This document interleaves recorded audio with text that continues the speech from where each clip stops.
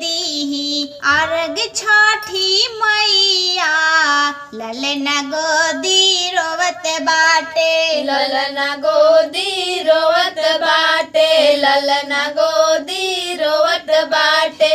देर भैले जल बीचे खड़े बानी जोड़ा कल सुपल के हाथे जोड़ा कल सुपल के हाथे जोड़ा कल सुपल के हाथे।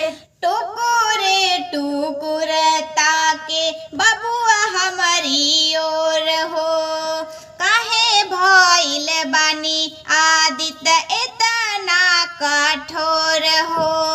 टुकुर टुकुर ताके बबुआ हमारी ओर हो काहे भइल बानी आदित इतना कठोर हो।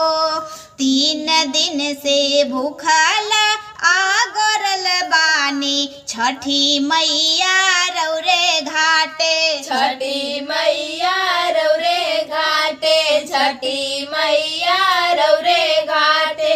रौरे दिहल बाटे गोदी में लालनवा कैसे मनाई छठी मैया अपन मनवा।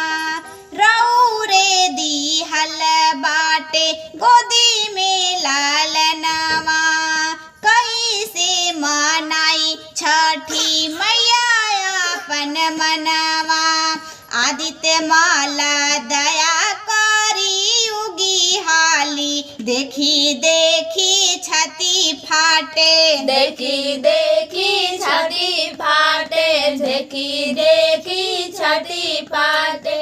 कैसे दीही अर्घ छठी मैया हो ललना गोदी रोवत बाटे ललना गोदी रोवत बाटे ललना गोदी रोवत बाटे।